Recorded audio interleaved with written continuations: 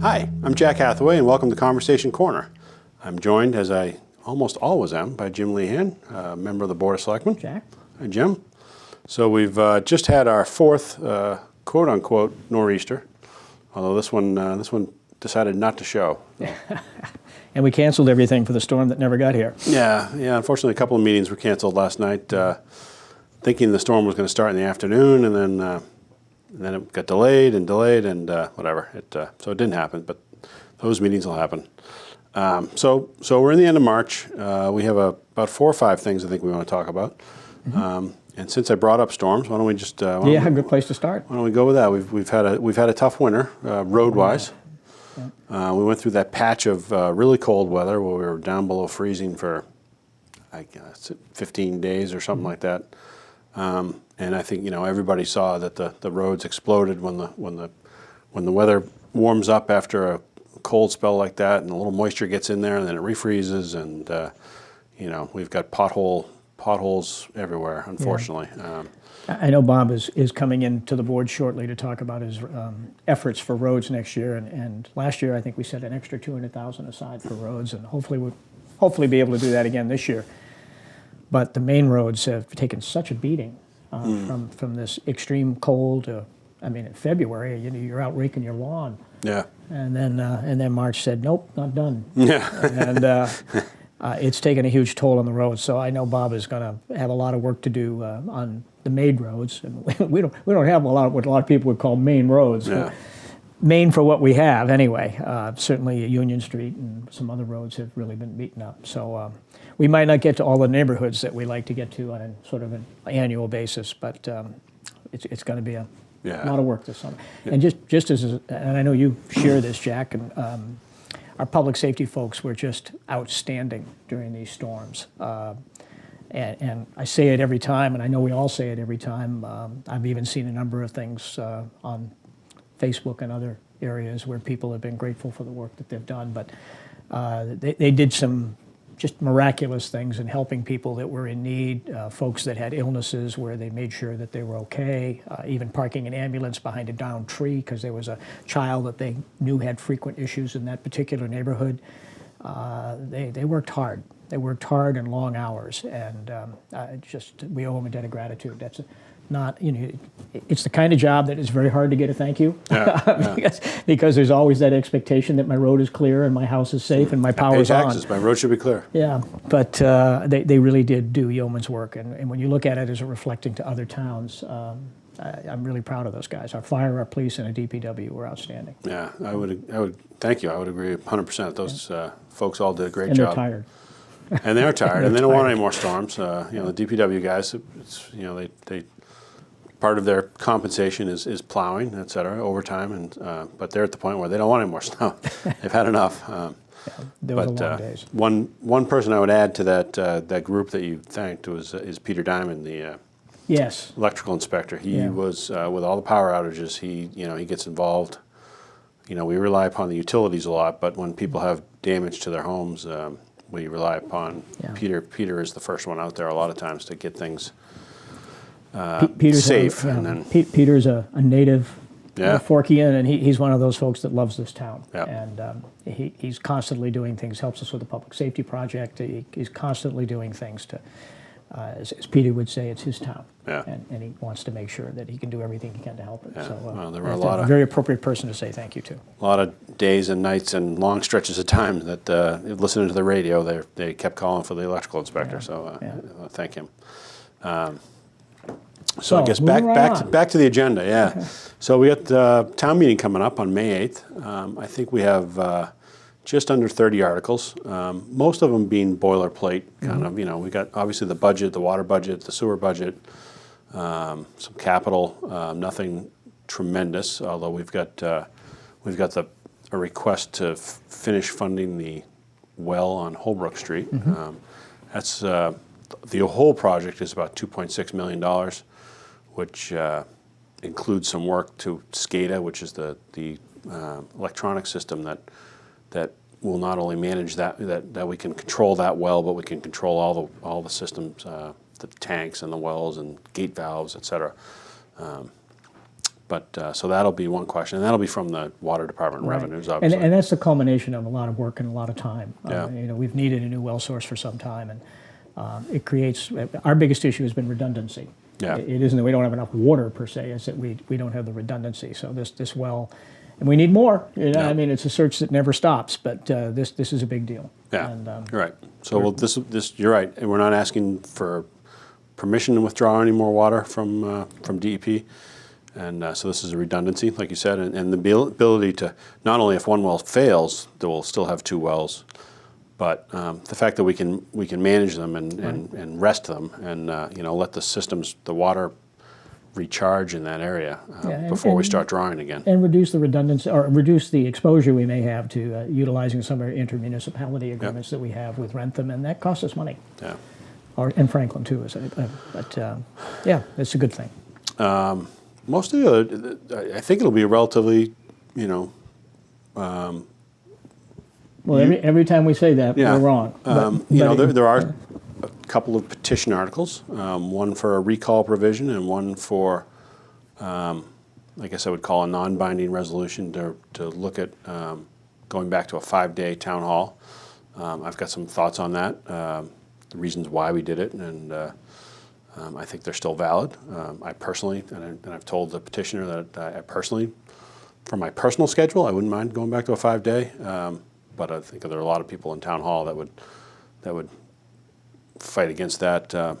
Plus, we actually, the reason we went to the 4-day is that we can be open till 6 o'clock, and a lot of people who work can either get there before or after their workday. Yeah, and it was also an expense issue. Yep. And where we don't have to operate the building on 5 days at full capacity, we save money. Yeah. So there were two very valid reasons to do it, but you could argue both sides of that, and let the voters decide. But it is I believe it's a non-binding question. Yeah, I don't think there's a.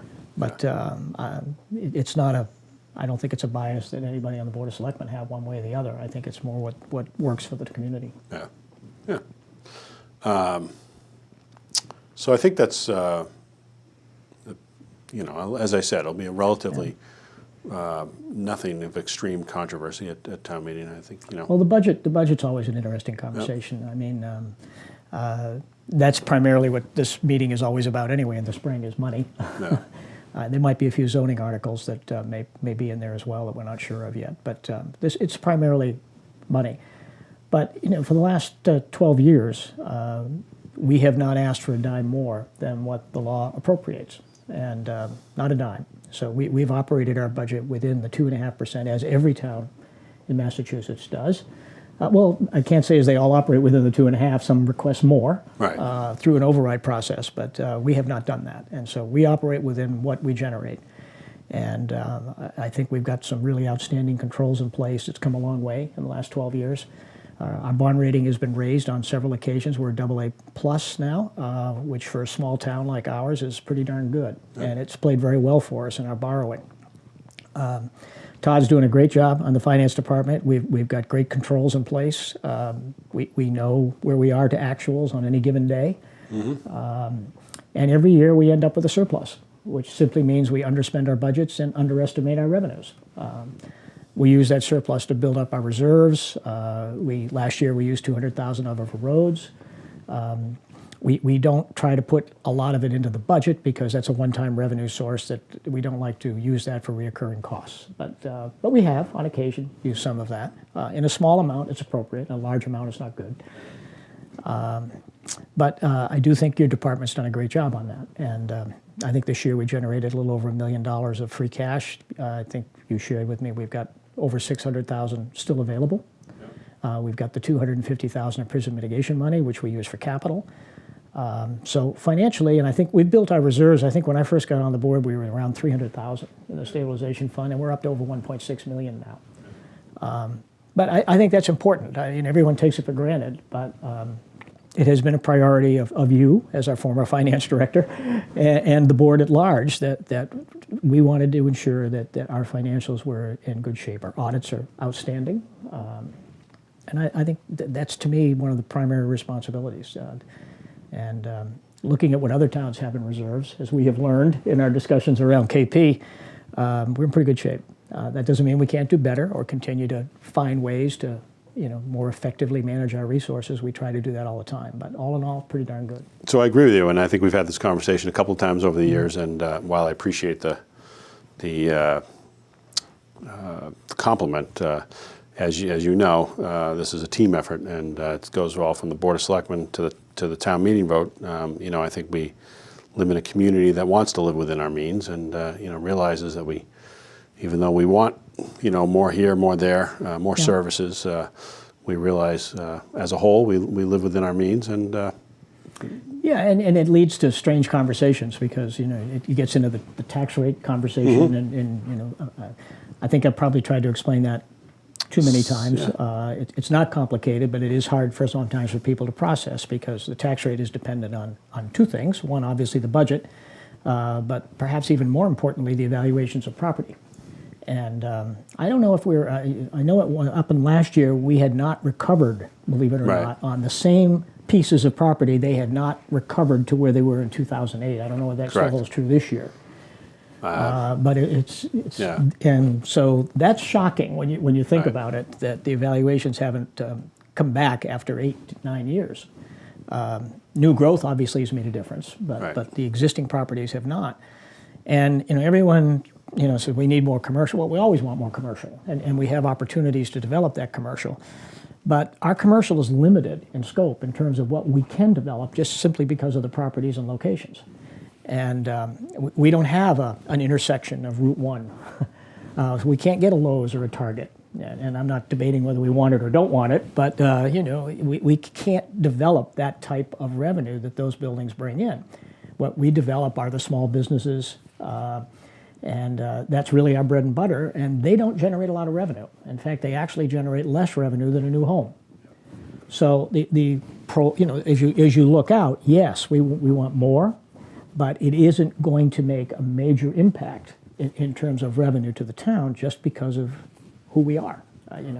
We do have some pieces of property in the center of town which we don't own, and we've tried to sort of loosen up, that we've been unsuccessful in doing so, that I think could generate some significant revenue. But aside from that, it's the small business that comes to Norfolk. Yeah, no, I would agree. There's no silver bullet out there as far as commercial goes. And again, we'll keep working on it. And but back to your point about residential, I think you look at, we are not back to where we were. I mean, and I'm not sure getting all the way back is the right answer either. At least not quickly. I think a slow rise is obviously much more financially safer. But anyway, my house I bought in 2000 for $384,000.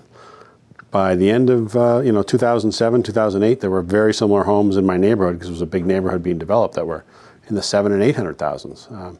We're still not back to that $700,000 and $800,000 number. So it's so I think our tax rate will be will continue to be affected as long as the real estate market is good, and we have a very strong real estate market in Norfolk right now. We do. So hopefully we'll see some relief on the tax rate. But to your bigger point, people should look at their tax bills. Mm-hmm. It's the tax bill that should go up about 2.5% every year. If you're going up by more than 2.5%, it's because either you did some construction or addition to your property, or you've got a property that just rose in value. By more than the average. So that's a good thing.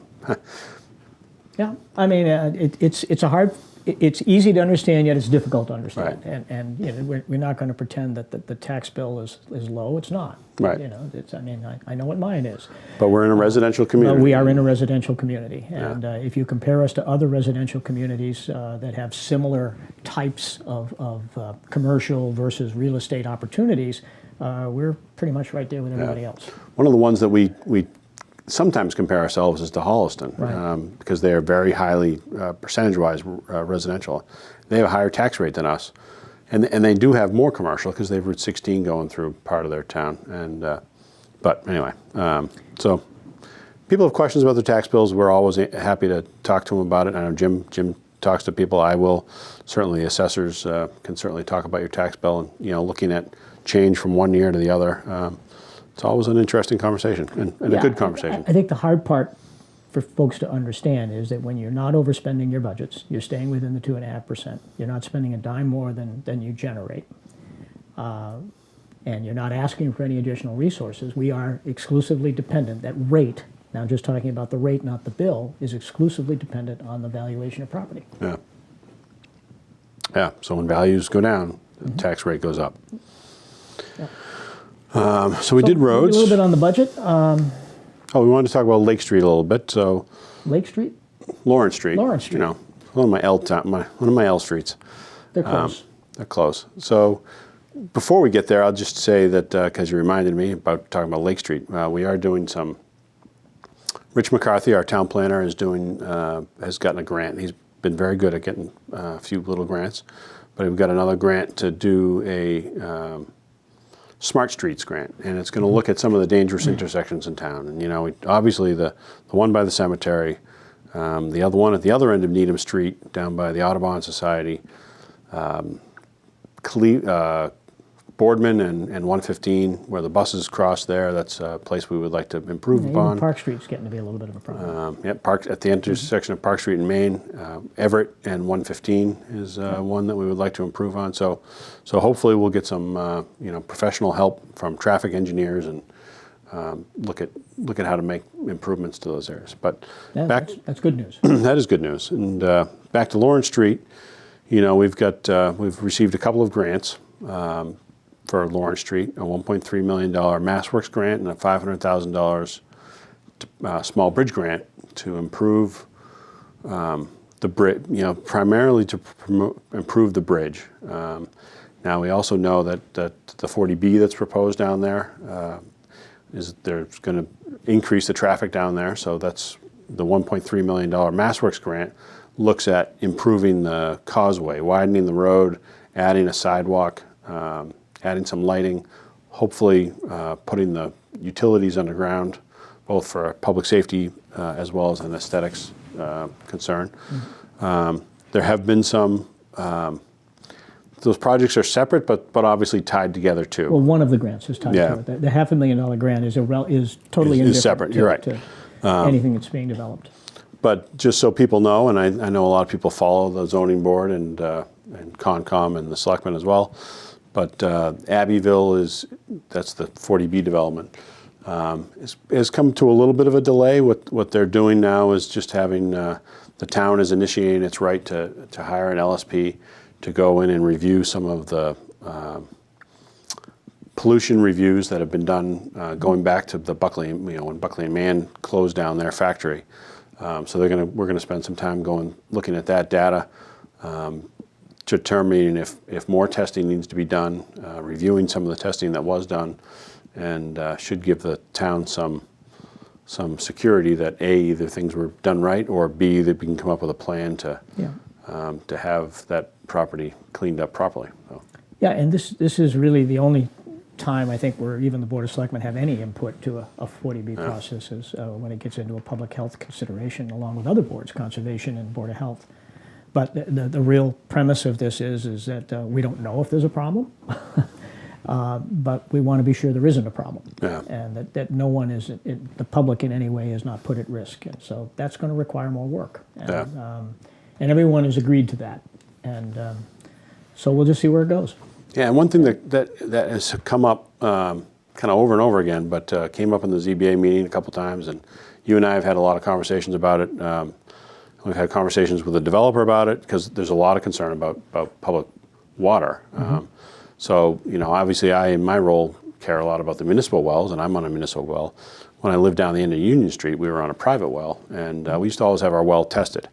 And again, I would just, as a public service announcement, if you will, if you have a private well, get it tested. Some people will tell you to do it once a year. I think a lot of people do it every 3 years or so. I do mine every 3 years, yeah. It's a good idea because you don't know. We test the municipal wells at least on a monthly basis, if not, we're testing them constantly for some things. But and I would encourage folks, again, public service announcement, don't read anything into this. Yeah. But as a well user for almost 30 years now, I would definitely suggest you get the expanded test. Yeah. So that you're looking for any carcinogens or anything at all that might be in your water. You can get the easy flow test, which is more potability, excuse me. But I would encourage everyone to get the more extended test. It's not expensive. Yeah. And I don't want to give a commercial for one firm, but there are some. You contact the Board of Health and they'll make a recommendation to you. But everyone should have that tested on a regular basis. And I think, unfortunately, most people don't. No, I think, when we had our house, we had young kids, so it was just kind of obvious to do it. I think, but anybody should do it. And we should just get my 5-minute warning, so we're ready. Well, let's talk a little bit about the budgets. I mean, the KP, we haven't touched on that. We've had a number of meetings. I would like to compliment the new finance director at King Philip. I think he gave one of the best budget presentations I've seen in the last dozen years. Yeah. And that's not to reflect on any prior administration. I don't mean that, but it was well organized, well structured. It was the most realistic budget I think we've ever gotten from King Philip. It's still a big bullet. If you look at our preliminary budget, we're always running a deficit at the first draft, always. And this deficit, I think, is around $1 million. Just about $1 million. Range. That's normal for everybody. Gets all panicked. That's the wish list that everybody brings in. But when you look at that, the overwhelming, or I should say, the large chunks of those reside with the schools. Yep. Schools represent about 2/3 of our overall budget. While we manage the overall budget in one sense of the word, we don't control the overall budget. We only control about 1/3 of it. And of that third, a good portion of that is fixed. Yeah. Insurance and tri-county and other items that we just don't have a say in.